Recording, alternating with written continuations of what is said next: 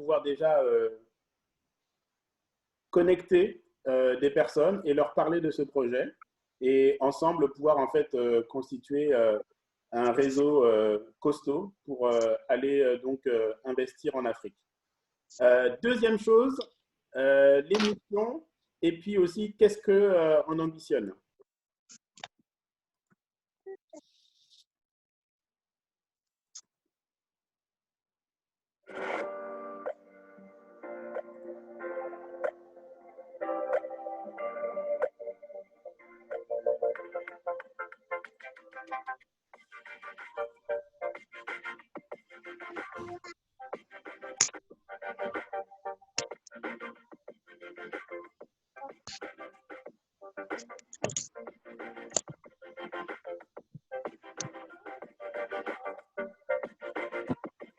On voit rien, enfin moi je vois rien, Dimitri.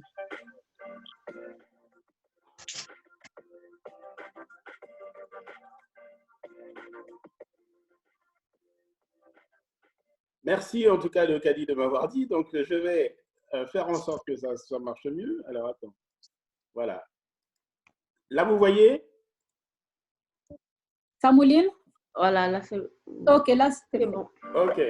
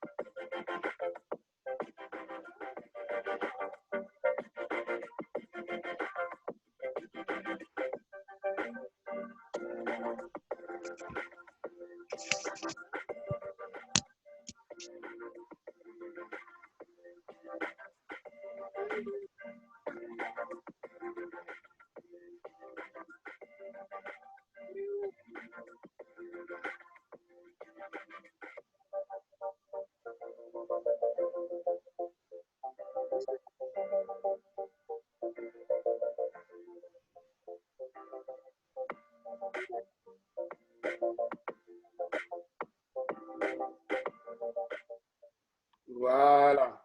Donc, en tout cas, tout ça, vous pouvez retrouver ça sur notre plateforme pour bien préciser c'est quoi donc les visions, la mission et notre stratégie que nous mettrons en œuvre pour aboutir. Donc, on va certainement doucement, mais sûrement au bon port. Voilà donc présenter les afterwork African Valley, surtout l'African Valley. Et maintenant, j'aimerais vous donner la parole pour que chacun puisse se présenter. On fait un tour d'écran et après, donc, on lancera le petit jingle avant que Kamel puisse nous dire tout ce qu'il a préparé pour nous. Donc, je vais commencer avec Léo Kadi qui est juste sur l'écran à côté. Micro. Oui, c'est bon. Bonsoir à tous. Donc, moi, c'est Léo Kadi. Je suis responsable d'une association qui accompagne une cinquantaine de jeunes au Congo-Brazzaville. Pourquoi je dis accompagnement? Parce que c'est des jeunes qui ont des compétences dans le cinéma. Donc, je ne peux pas parler de l'aide parce que je n'aime pas tellement ce vocabulaire-là. Je préfère dire que l'association qui est basée en France les accompagne au Congo-Brazzaville. Voilà. Et je suis la trésorière de ADRNS. Merci, Léo Kadi. Nicole?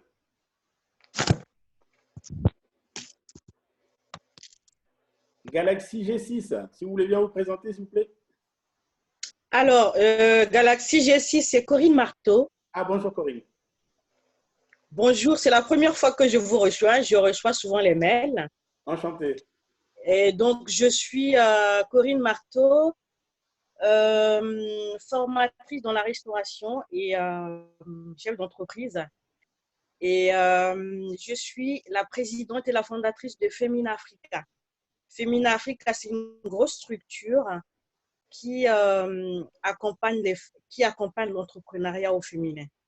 Donc, je travaille avec les États dans ce domaine-là.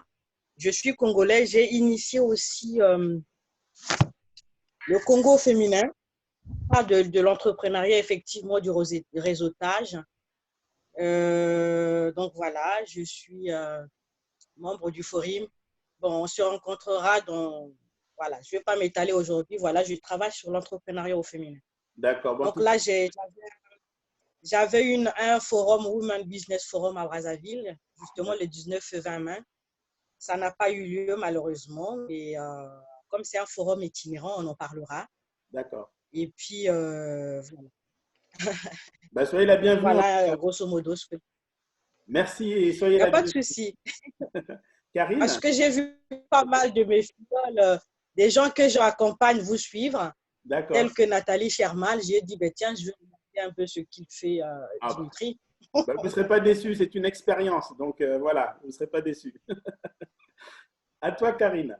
Oui, bonjour ou bonsoir, hein, selon le coin de la planète où vous êtes. Alors, moi, c'est Karine Dalla. Je travaille chez Orange, hein, où je m'occupe de prévoir le volume d'activité dans nos centres clients.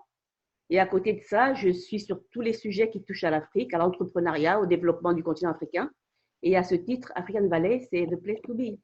Yes, merci. Rodrigue. Bonsoir. Donc, moi, c'est Rodrigue Mafouana, chimiste de formation. Je travaille dans la recherche en chimie. Par ailleurs, je suis président de l'association Cœur du Congo qui se trouve à Strasbourg dans le Grand Est. Et donc, à travers cette association, j'ai fait la connaissance de Dimitri qui m'a envoyé. Je suis là, la première, pas le lundi dernier, mais le lundi d'avant, j'étais là. C'était très intéressant, donc je suis revenu. Ok, super. Ben, merci, Rodrigue. Christine.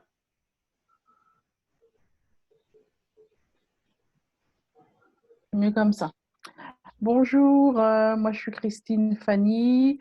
On se connaît avec Dimitri parce on est diplômé de l'ESSEC. Moi, je suis directrice de la transformation. J'interviens sur les projets de transformation, donc sur les gros programmes de transformation en tant que directrice de la transformation, puis programme, avec une grande expérience dans le secteur bancaire et dans l'assurance. Et je suis à mon compte depuis 4 ans. Merci, Christine. Thierry. J'ai réactivé mon micro. On se connaît avec Dimitri depuis quelques années, on était amis d'enfance, et Kamel également. En tout cas, pour ma part, moi, je suis aujourd'hui donc dans l'informatique, consultant dans le digital. Voilà, j'ai travaillé dans divers secteurs, luxe, télécom, banque, jeux d'argent, voilà. Et à titre personnel, j'ai travaillé sur quelques projets pour l'Afrique, voilà, avec un ancien collègue. Et voilà, donc ça nous a donné pas mal de réflexions également pour apporter des choses où il y avait quelques manques, en tout cas pour certains pays d'Afrique. Okay. Voilà. Super. Bah, merci Thierry. Georges, tu veux bien te présenter, s'il te plaît? Allô, bonsoir. Salut Georges, de Côte d'Ivoire. Salut. Voilà, je suis Georges Edou, de la Côte d'Ivoire. Je suis cofondateur de 2 sociétés dans l'immobilier et je m'intéresse aussi au développement, à tout ce qui est business. Okay. Voilà. Il y a une énorme technologie groupe, là-bas je suis CFO et cofondateur, et il y a Zoe Business Group où je suis le gérant. D'accord, super. Voilà, merci bien. Merci. Denis.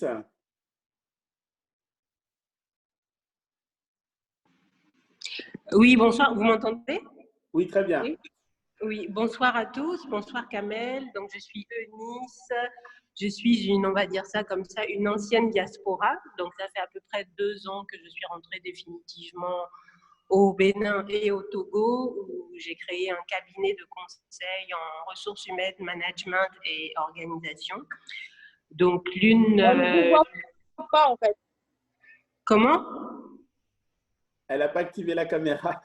Ah oui, c'est ça. Je n'ai pas activé la caméra. Et donc, j'interviens particulièrement sur les problématiques liées à l'interculturalité.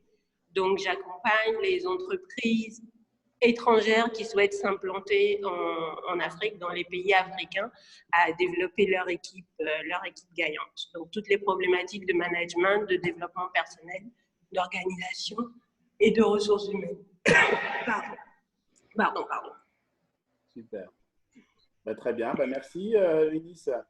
Voilà, donc on a fait le tour. Alors, il y a Hervé qui essaie de se connecter depuis tout à l'heure. Je ne sais pas s'il il a pu…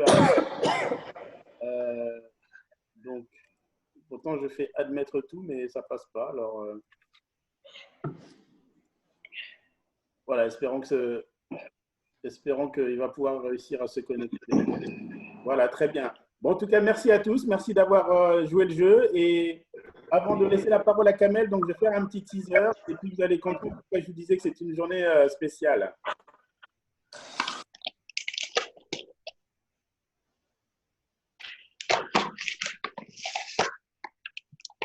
Est-ce que vous voyez? Non, pas encore. On voit l'explorateur de fichiers. Ah, d'accord. Alors, je vais cliquer sur le bon. Voilà, là, je partage. Là, vous voyez, c'est bon? Ça arrive. C'est bon. OK. Donc, c'est la journée de l'Afrique, en fait, aujourd'hui. Oui. Et donc, une petite célébration. Feu d'artifice. Bonne fête. Bonne fête. Voilà. Et donc, voilà, vous l'avez compris, on a le plaisir de recevoir Kamel Khelil ce soir avec nous et c'est vraiment une joie pour moi puisque c'est Kamel, un ami d'enfance, comme Thierry l'a dit tout à l'heure, on se connaît depuis beaucoup d'années à Grigny, on était au collège, en tout cas on a fait les 4 ans ensemble et voilà, après nos routes se sont séparées et puis là voilà, on se retrouve grâce aux réseaux sociaux et puis il y a quelque temps, mon entreprise a opté pour l'outil Salesforce. Et puis, en regardant, en cherchant, je m'aperçois que mon ami d'enfance se trouve chez Salesforce. Et donc, on a échangé comme ça. Et aussi, pendant le confinement, j'ai eu l'agréable surprise de voir que ma femme, donc, étant en télétravail aussi, avait l'outil Salesforce. Alors, je me dis, cela, il commence à être un peu partout. Donc, il faut que je sache c'est quoi le secret. Donc, c'est pour ça que j'ai dit, bah, tiens, on va recevoir l'ami pour qu'il puisse nous parler un peu, voilà, mais qu'est-ce qui fait qu'une entreprise comme ça réussit aujourd'hui à être leader des CRM, en tout cas en France, et on va dire toute la partie européenne, quoi, les États-Unis n'en parlent pas. Et donc, voilà, donc je vais laisser Kamel se présenter, sachant qu'il a fait quand même les grosses entreprises informatiques et il a tout le crédit pour nous parler du CRM. Et puis, je vous poserai quelques questions tout à l'heure. Et voilà, Kamel, à toi la parole, je te laisse dérouler.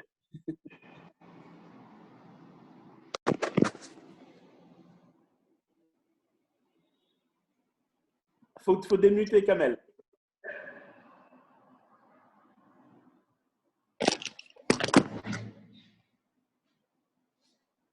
On t'entend pas. Ah.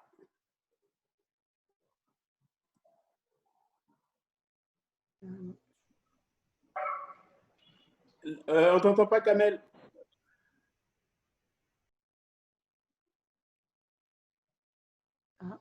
Ah. Alors attends. Je pense qu'il n'a pas désactivé, qu'il y a quelque chose qu'il ne fait pas parce que je vois ces messages-là, qu'il ne nous entend, qu'il nous entend, je pense. Alors, le micro est bien activé. Je pense que c'est une mauvaise manière. Non, non, parce qu'il y a 2 connexions, donc de toute façon, il va s'en sortir.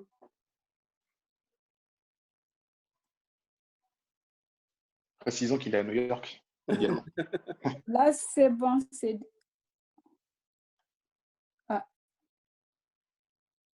C'est encore désactivé.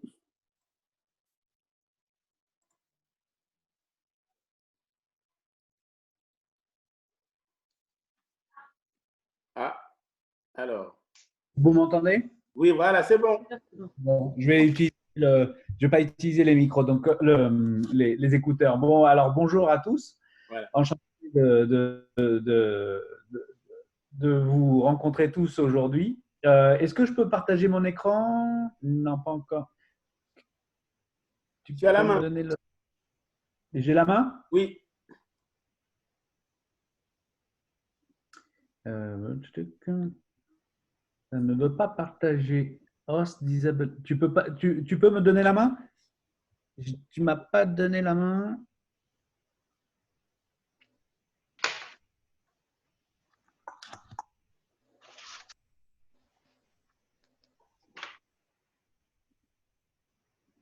C'est bon. C'est bon? Oui. Super. Alors, j'ai préparé pour vous une petite présentation. Pour déjà vous dire, voilà, je me connecte aujourd'hui à partir de New York, qui est assez calme avec la situation actuelle et notamment les infections du virus Covid-19. Mais c'est un grand plaisir et un honneur pour moi d'aujourd'hui parler avec vous et répondre à vos questions et vous présenter aussi qu'est-ce que c'est Salesforce et pourquoi Salesforce est aujourd'hui une des compagnies les plus successful dans le monde, aux côtés de Microsoft, Google et autres sociétés dans l'IT. Et je suis content de rejoindre mes deux copains, Dimitri et Thierry, avec qui on a même été en primaire avec Thierry ensemble. Peut-être même en maternelle, mais peut-être pas, mais au moins en primaire. Je te confirme. Voilà. Alors, je voulais juste vous parler un peu de mon parcours. J'ai fait une école d'ingénieur qui s'appelle l'EPITA. J'ai commencé par travailler pour des sociétés françaises, notamment Axway, Sopra Group. Et puis, un tournant de ma carrière, ça a été IBM, qui m'ont appris, qui m'ont fait faire une école de vente et qui m'ont appris ce que c'était la vente, puisque IBM, c'était à l'époque déjà plus de 100 ans. Donc, ensuite, j'ai rejoint Microsoft, une compagnie extraordinaire où mon niveau a augmenté. Et aujourd'hui, je suis chez Salesforce. Je suis entré chez Salesforce en 2015, d'abord en France. Et puis, ils m'ont proposé de venir les rejoindre aux États-Unis. Et j'ai accepté. Et donc, au début, je leur avais demandé le Canada et ils m'ont dit non, non, pour toi, ça sera New York. J'ai dit, ah, vous êtes sûr? Oui, oui, ça sera New York pour toi. Donc, je suis aujourd'hui à New York depuis un peu plus de 2 ans. En parallèle, je suis membre d'une association, un réseau de fondateurs qui s'appelle French Founders, basé à New York, basé en Asie et en Europe. Ça regroupe des fondateurs, des CEO, des execs de grosses boîtes autour d'un réseau social professionnel. Et on organise des sessions online ou des événements en personne. Je suis aussi investisseur dans des startups. Je suis coach et mentor, donc ça en parallèle. J'ai monté un fonds très récemment à Singapour pour aider les entreprises américaines, voire européennes, à se développer à Singapour. Et je suis volunteer. En français, ça doit être dire j'aide. Je suis partie bénévole, merci, d'une association qui s'appelle Bowery Mission. Et on aide les sans-abri à New York en distribuant de la nourriture, des vêtements, ce genre de choses. Et je vais vous expliquer pourquoi tout ça. Et avec tout ça, je suis aussi mari et père d'une fille de 10 ans. Mari et aussi père, voilà. Tout ça en parallèle. Voilà. Et donc, mon rôle ici à New York, je suis Strategic Account Manager. Donc, je m'occupe d'un certain nombre de comptes qu'on appelle Summit Accounts. Ce sont les plus gros comptes Salesforce. Et parmi ces Summit Accounts, il y a 2 gros comptes qui s'appellent Accenture et Deloitte. Et donc, je m'occupe de projets stratégiques avec eux au niveau global, au niveau monde. Alors, Salesforce, vous allez voir, il y a beaucoup de petits personnages. Ça fait un peu Disneyland. Mais le mot important ici, c'est Trailblazer.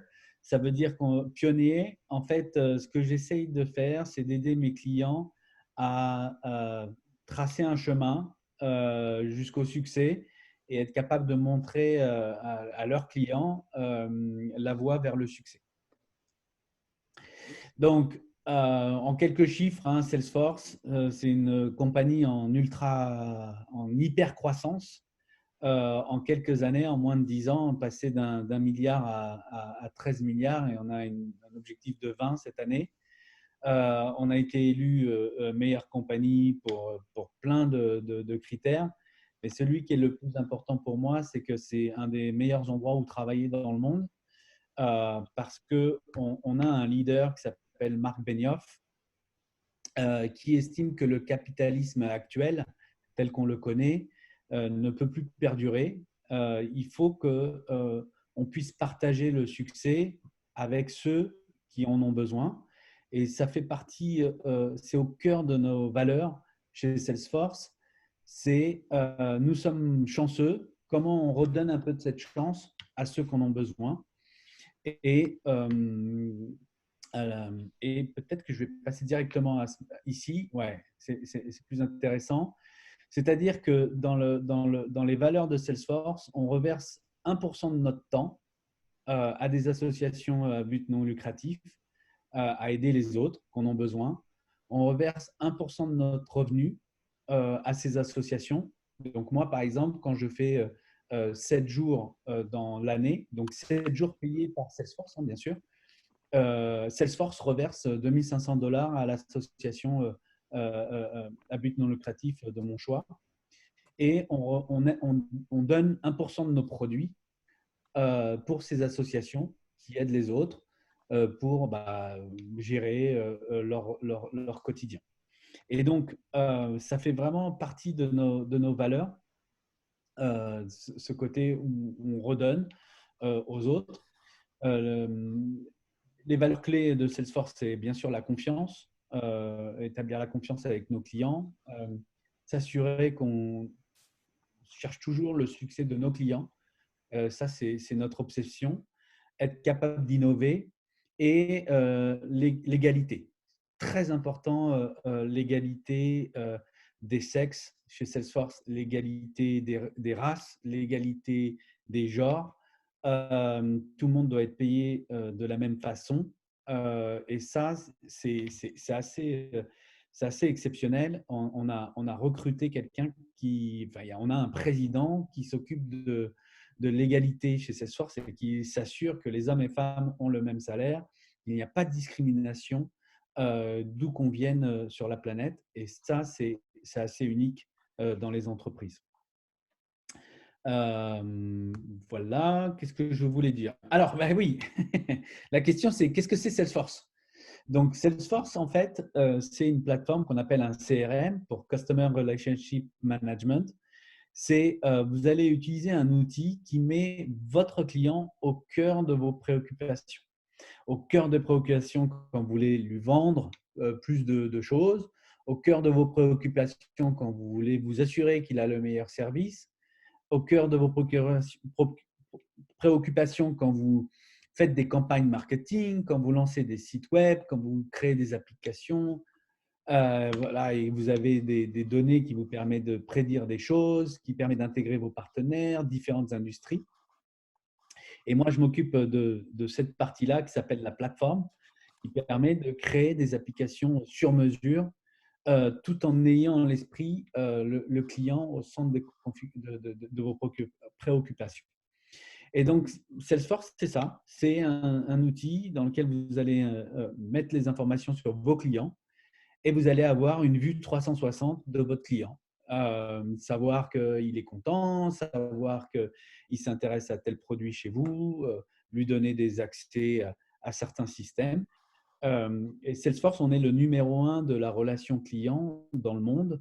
Nos compétiteurs sont Microsoft, Oracle, parce que justement, on a un modèle qui est basé sur la confiance.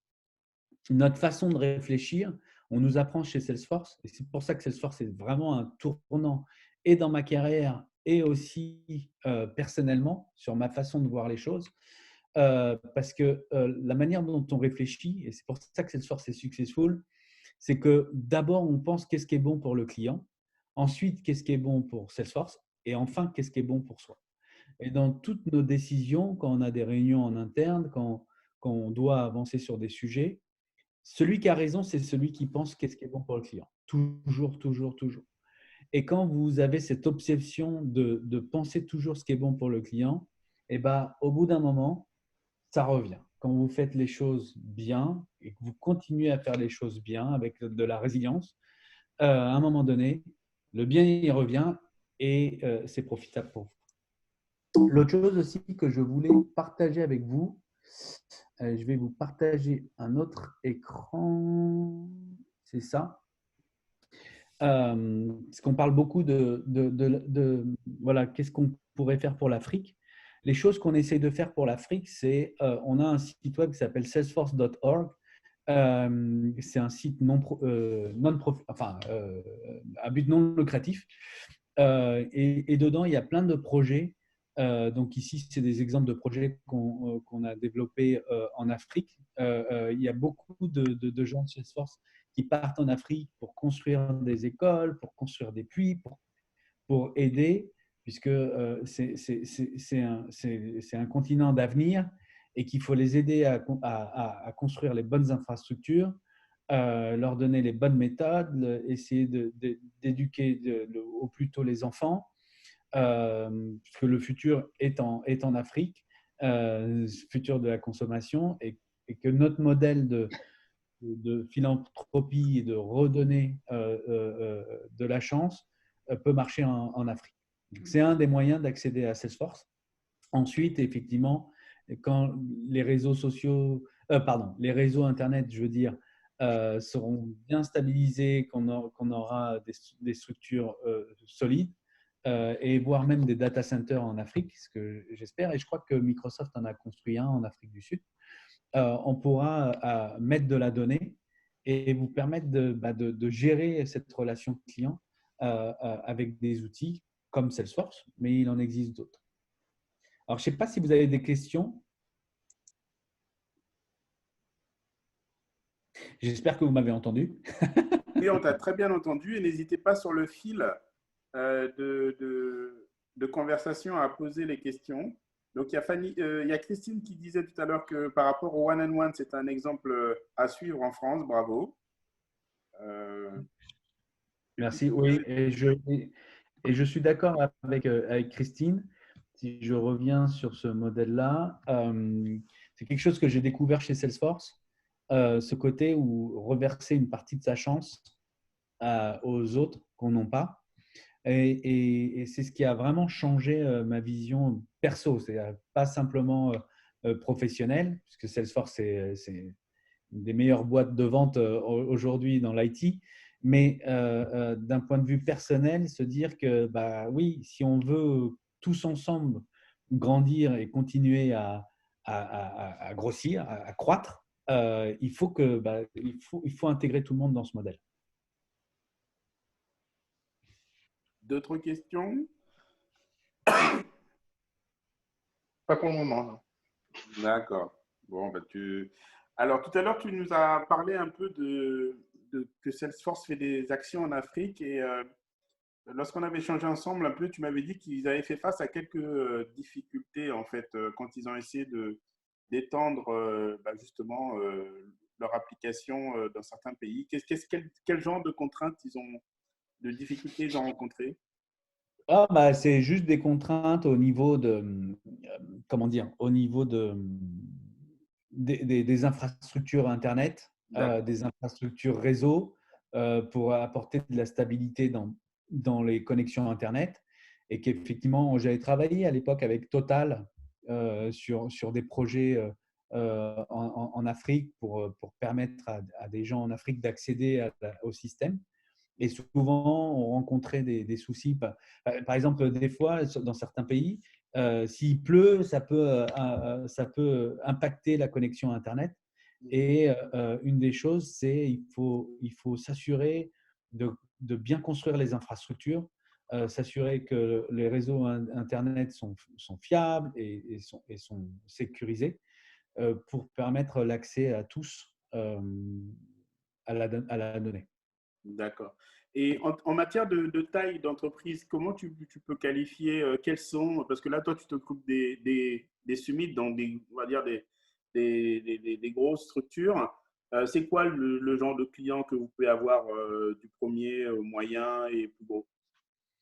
On a des startups qui ont de 0 à 5 employés, à des compagnies qui ont 400 000 employés. Je pense à IBM, par exemple, qui est un de nos plus gros clients, ou Accenture avec 300 000 employés.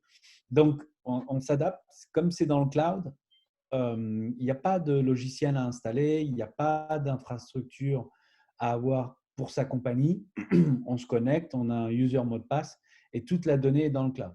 C'est pour ça que la confiance, c'est un élément clé de nos valeurs, puisque toi, tu vois, Dimitri, ta compagnie, elle nous confie de la donnée. Et il faut que toi, en tant que compagnie, tu aies confiance en qui tu confies cette donnée.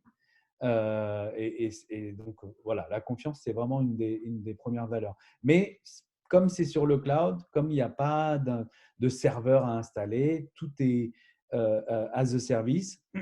On se connecte avec un user mot de passe.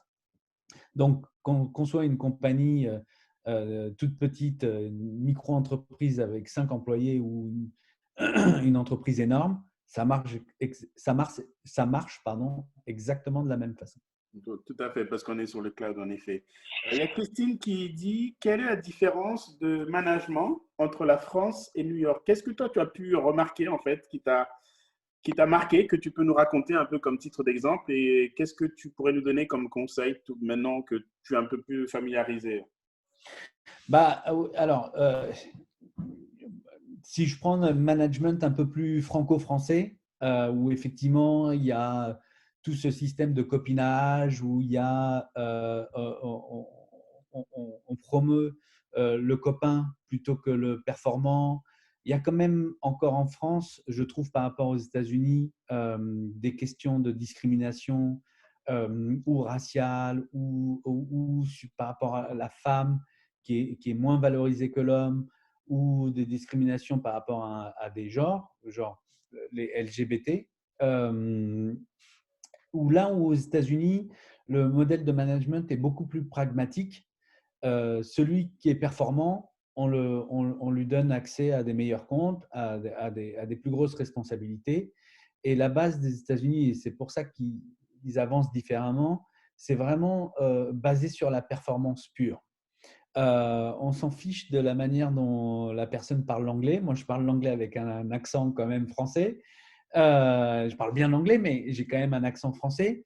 Et quand bien même, ils m'ont donné, sur les 10 plus gros clients de Salesforce de la planète, ils m'ont donné quand même la responsabilité de 2 de ces clients, ce qui est énorme. Et juste parce que voilà, j'ai été performant et qu'ils disent quel est le meilleur type pour s'occuper de telle mission, c'est lui parce que ça a été le plus performant. Donc, la différence de management, c'est vraiment, voilà, il n'y a pas de copinage. Vous pouvez ici aux États-Unis prendre un avocat pour régler une affaire avec un ami. C'est business as usual, comme on dit. C'est que des affaires. Il n'y a pas d'émotion. Ce n'est pas parce que c'est un ami que vous n'allez pas prendre un avocat pour régler un potentiel litige. En France, où on est déjà plus, comment dire, c'est plus tabou, c'est-à-dire c'est un ami, alors voilà, on est plus embêté. Et dans le management, c'est un peu pareil.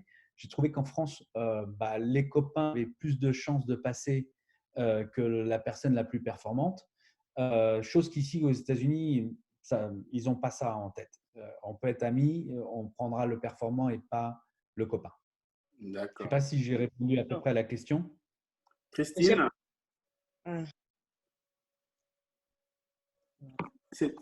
est-ce qu'on a répondu à ta question? Oui, merci. Moi, c'est un sujet qui m'intéresse beaucoup. Le sujet, ça fait 20 ans que j'ai été dans différentes associations en France. Le sujet de la mixité, de la diversité, de la promotion. Et donc, c'est véritablement t'entendre nous donner ton expérience, nous transmettre ton expérience et ton ressenti. C'est toujours très, très important. Maintenant, dans quelle mesure on peut avancer? Alors, ça, je peux te répondre à ta question, et c'est une très bonne question. De toute manière, le futur et les générations qui arrivent ne marcheront plus avec des anciennes générations, avec des anciennes façons de penser, en tout cas en France, sur du management au copinage, parce que les générations actuelles, elles sont nées dans les réseaux sociaux, elles partagent des expériences qui sont globales, et elles n'accepteront plus des managements de copinage ou des anciennes écoles où on va mettre un homme plutôt qu'une femme. Ça ne marchera plus. Ce sont des compagnies qui n'arriveront plus à avancer d'un point de vue business parce qu'ils ne pourront pas recruter les meilleurs et ne pourront pas recruter les top performers parce que les top performers, on ne va pas aller travailler pour eux. Les A-players, comme on les appelle ici, vont aller travailler pour des entreprises où justement il y a cette mixité, où justement des femmes, des gens de différentes races accèdent à ces postes. À ces postes. Et donc, quelque part, pour répondre à tes questions, ils vont être obligés. Ils vont être obligés de se transformer et transformer cette image. Et surtout avec un capitalisme qui va pas. Et on le voit avec le Covid-19, ça touche les riches, entre guillemets. Et donc, les gens vont avoir besoin de se transformer. Et j'espère, en montrant à nos clients, donc nous, c'est quelque chose qu'on partage avec nos clients, le modèle 1-1-1, et voilà, on communique beaucoup sur l'égalité. Et j'espère qu'on va montrer le chemin de nos clients. Merci, Kamel. Kamel, est-ce que tu peux cliquer sur mon visage, les 3 petits points, et me redonner un rôle d'animateur, s'il te plaît, pendant quelques secondes? Allez. Je te remercie. Et il y a Karine Marteau qui avait une question. Donc, Karine, tu peux prendre la parole. Alors, c'est Corinne. Corinne, pardon. Corinne, excuse-moi. C'est gentil. En fait, j'aimerais bien savoir un peu le côté investisseur de Kamel, là. Parce que c'est vrai qu'il a survolé un tout petit peu. J'aimerais bien en savoir un peu plus. Ah bah, Kamel, à toi. Bon, bah oui, alors, comme voilà, avec mon expérience chez Salesforce et parce que je fais partie de certains réseaux professionnels, beaucoup de startups me demandent de l'aide. Alors, je les aide sur, ça peut être du coaching, je les aide à monter des business plans, je les aide à recruter, je les aide à gérer leurs entreprises. Et on fait aussi de l'investissement financier où on donne des fonds, voilà, basés sur des business plans. J'ai investi là, très récemment, il y a 2 semaines, dans une start-up justement sur les ressources humaines et la gestion de l'égalité, s'assurer que d'un point de vue management, d'ailleurs je pourrais partager avec Christine qui posait la question, comment être un top manager. Donc voilà, la semaine dernière, je suis dans les cosmétiques, voilà, avec une idée de cosmétiques. Et on a monté un fonds voilà, avec des investisseurs en Asie, à Singapour, sur du funding. Donc pareil, soit on les aide à accélérer leur business avec des plateaux de commerciaux qui sont soit en Philippines, soit en Thaïlande, soit à Singapour et prochainement au Vietnam, soit avec du funding. Voilà, il y a des startups qui me demandent de l'aide, même sur des gros fonds. Donc, on a accès à des gros. Alors, c'est des venture capital de différentes sizes. Excusez-moi pour mes franglais. Des différentes tailles. Voilà, voilà. C'est assez varié, mais on fait du funding. Et vous le faites qu'en Asie ou vous l'étendez aussi un peu sur le continent africain? Oui, avec on aimerait le faire avec le continent africain. Et je suis en train de discuter avec des entrepreneurs. Alors, en Tunisie, je suis d'origine tunisienne, où justement, on avait l'idée de monter un incubateur de start-up en Tunisie pour participer, pour aider des entreprises, pas que tunisiennes, africaines, puisque pour moi, c'est le continent africain important, à s'exporter. Parce que des fois, les idées, elles sont partout. Et des fois, avec des différents points de vue, on a des idées que d'autres, on ne peut pas voir parce qu'on n'a pas le même point de vue. Et donc c'est important de… Voilà. Et c'était pas le but de ma présentation aujourd'hui, mais si jamais vous avez des idées, des demandes, etc., n'hésitez pas à me faire passer les sujets. Et justement, je vous en parle. Bon, je passerai, je veux revoir ça avec Dimitri parce que ce n'est pas le but du jour, mais parce que c'est mon champ de vision en fait. Ah, avec plaisir. Je voulais savoir un peu plus sur le côté investisseur parce que moi, j'emmène des investisseurs en Afrique, justement, et pour soutenir les startups. Donc, j'ai besoin parfois des business angels, de trucs, parce que le système bancaire en Afrique est assez, on peut être riche. Voilà. Donc, voilà, merci beaucoup. Et puis, bon, ben, je verrai avec Dimitri pour poursuivre un peu la discussion. Merci beaucoup. On peut se faire un call ensemble et discuter. Pas de souci, Corinne.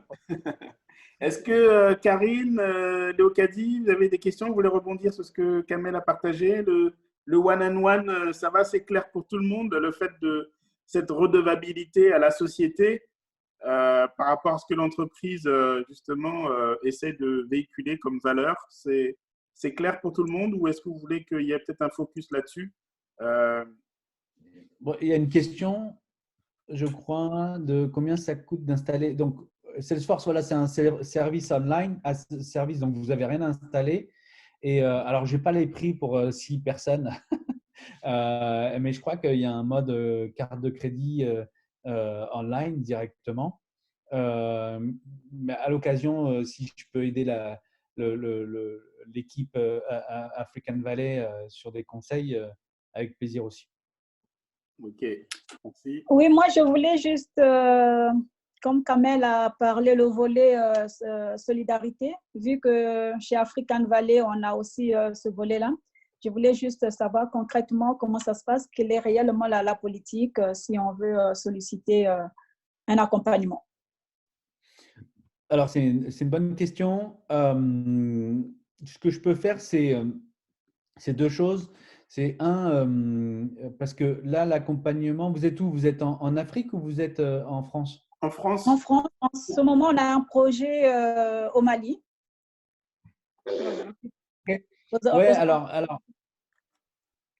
Ouais, alors, ce qu'on peut faire, c'est je peux vous mettre en relation avec Salesforce France. Je sais qu'il y a un site où on peut déposer les projets. Parce qu'en fait, le modèle 1-1-1, comme je vous l'ai présenté, ça fait vraiment partie de nos objectifs. C'est-à-dire que moi, par exemple, les 7 jours d'action bénévole dans les associations, ça fait partie intégrante de mes objectifs annuels qui sont revus, que je revois avec mon leadership. Donc, on est toujours à la recherche de projets où on peut participer. Et donc, si vous proposez à Salesforce France, à des gens en France, ce genre de projet, je suis certain qu'ils vont, parce que ce n'est pas facile de le trouver en fait. Vous avez 7 jours à faire. Je peux vous dire que 7 jours, c'est dur.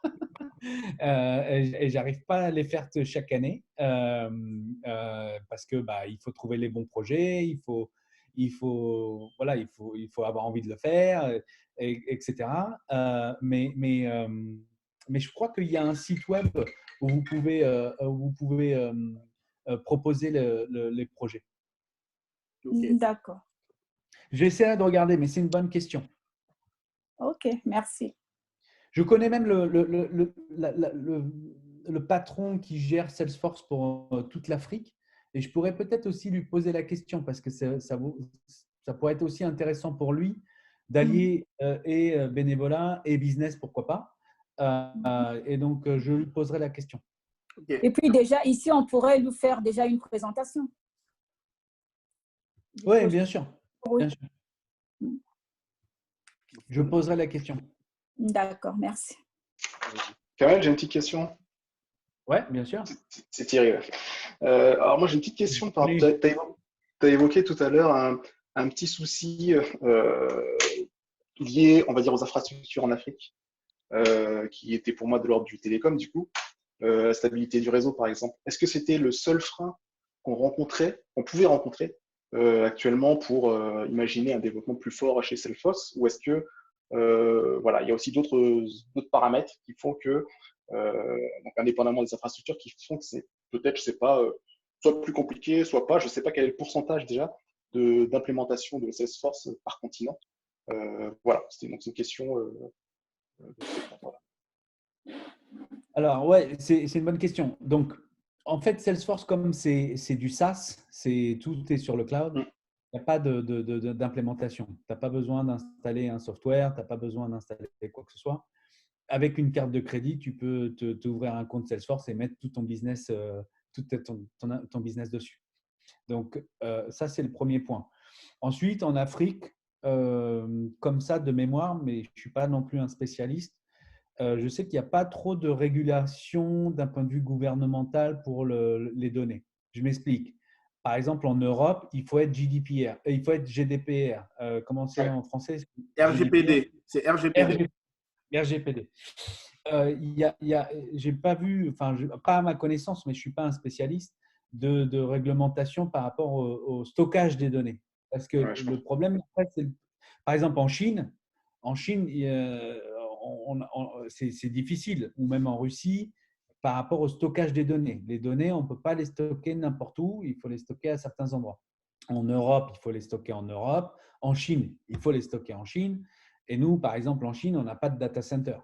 Donc, le jour où en Afrique, il y a une régulation qui dit les données des clients africains, il faut les stocker sur le continent africain, on aura la problématique de trouver des data centers en Afrique. Mais de mémoire, de mémoire, même pas à ma connaissance, je ne pense pas qu'il y ait cette régulation. C'était vraiment les gros problématiques, c'était la stabilité du réseau Internet pour accéder au SaaS. Parce qu'ensuite, le software, il est aux États-Unis, il est en Europe, il est en Asie. On a des data centers un peu partout. Donc, une fois que tu accèdes à ton espace, ce n'est pas parce que tu es en Afrique ou tu es ailleurs que tu ne peux pas utiliser le software. Ok, ça marche. Merci. Je t'en prie. Quelqu'un d'autre a une question? Alors, n'hésitez pas, oui. Quel est le concurrent de Salesforce? Alors, notre concurrent qui est vraiment méchant, et je ne l'aime pas du tout, enfin, quoique, c'est Microsoft Dynamics.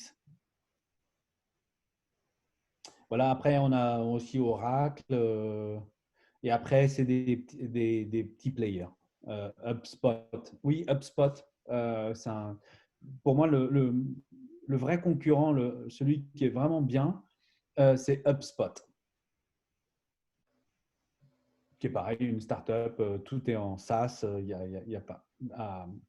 Et c'est très bien pour les petites entreprises. D'ailleurs, de 0 à 6, voire même de 0 à 20, HubSpot, c'est plutôt pas mal. Je crois que c'est gratuit jusqu'à 5 utilisateurs, il me semble.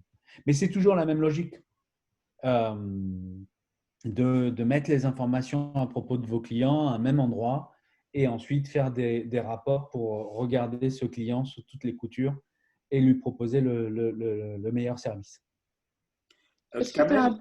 Vas-y, Christine. Oui. Qu'est-ce qui t'a impressionné en allant travailler à New York?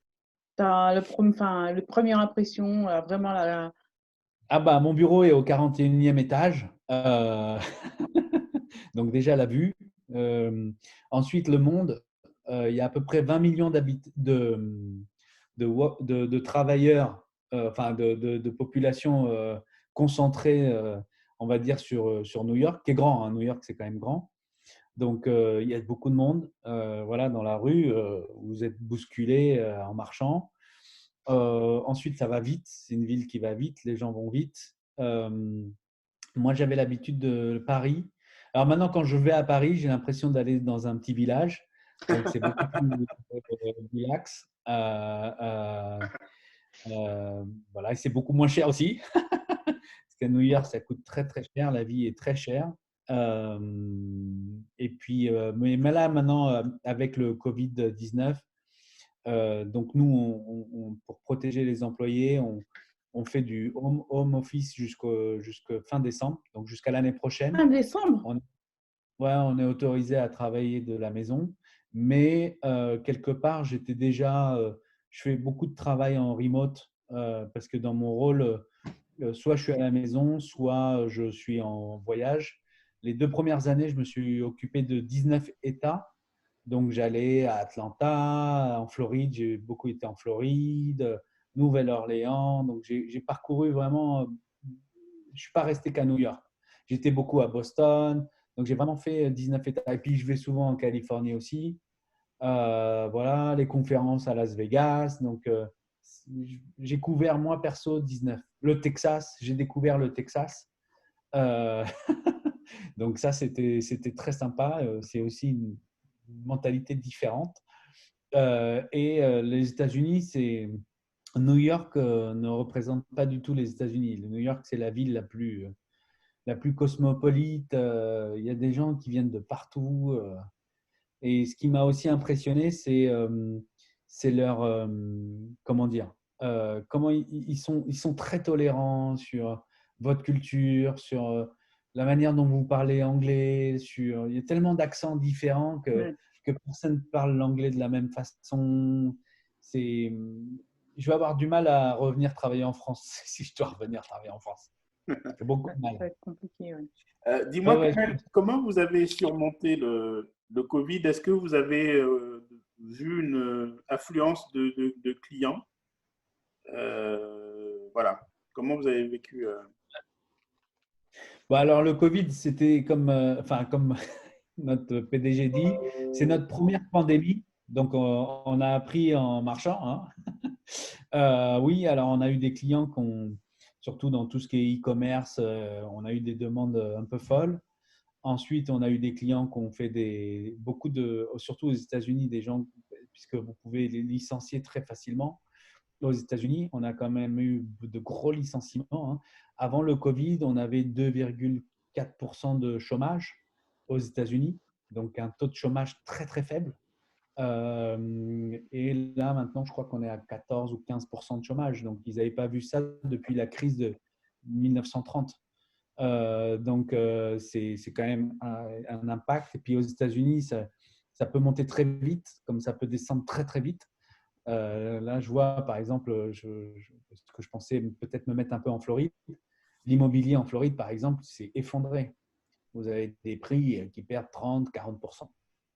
Donc, global. Voilà. Et puis, nous, on a sorti une solution qui s'appelle Work.com qui permet qui aide les entreprises au retour au travail. C'est-à-dire tout un système qui permet, alors c'est plus le client qui est au centre du système, mais l'employé, et on met une espèce de traçabilité pour qu'on sache si jamais quelqu'un a été infecté, avec qui il a discuté. Donc il y a tout un alors vous pouvez aller, ça s'appelle Salesforce Care ou juste work.com, donc work comme le travail.com, d'accord, et vous allez trouver, il y a plein de choses, il y a même des choses c'est gratuit pour aider les employés à retourner dans le safement. Je fais des mix.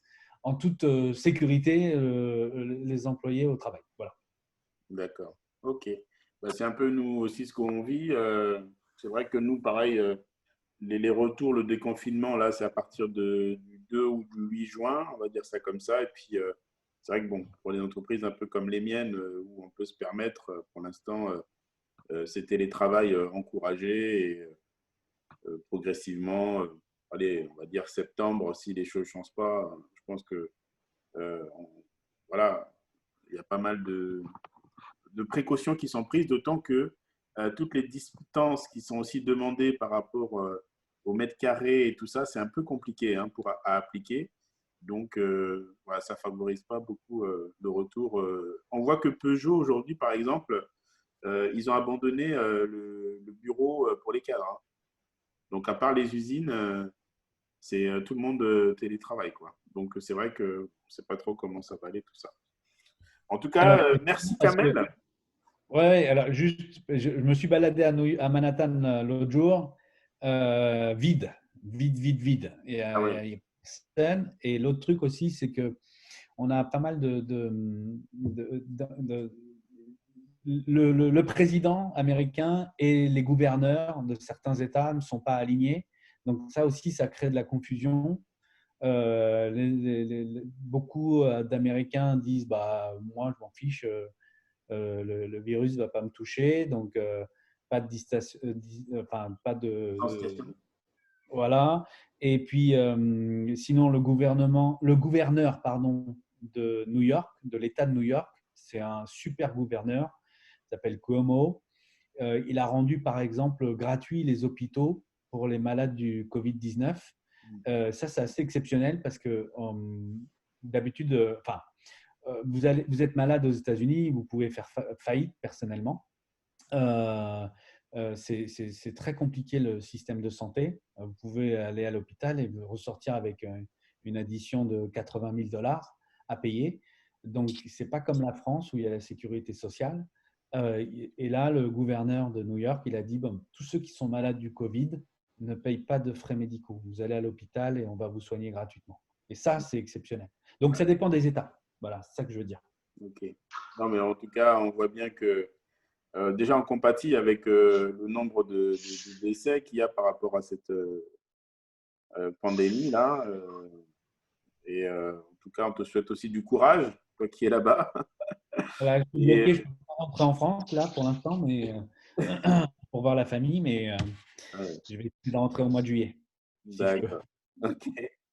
Bon, en tout cas, on te remercie, Kamel, pour cet échange. Merci pour cette expérience, parce que c'est vrai qu'une vision comme ça, on voit qu'une entreprise, parfois comme ça, oui, top one, machin, tout ça, mais c'est bien de voir les valeurs aussi qu'elle porte, parce que c'est ça qui fait qu'on a du personnel, un, qui s'attache, et deux, qui veut se donner à fond aussi pour atteindre et dépasser les objectifs qui lui sont assignés à chaque employé.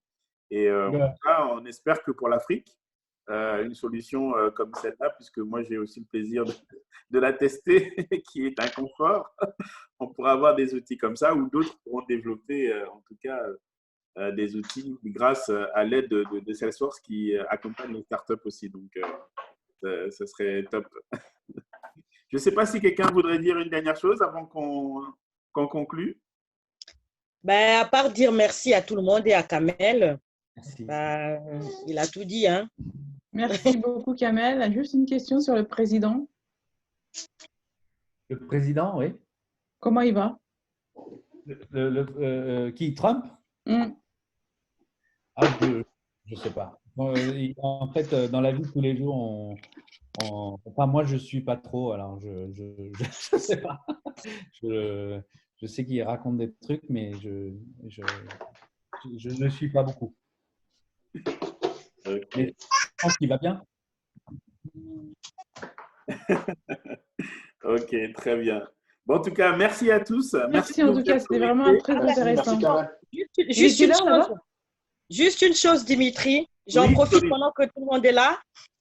Et parce que vous savez bien que le Covid-19 nous a empêchés de faire pas mal de choses, surtout d'accompagner ceux qui sont des familles endeuillées. Donc, il y a la société civile congolaise a lancé une cagnotte en ligne. Je t'enverrai les dossiers sur Litchi. D'accord. C'est une collecte qui permet à la fin les conditions de vivre vont être normales en France, de rendre hommage et puis soutenir financièrement ces familles endeuillées. Donc, c'est 1 € par personne.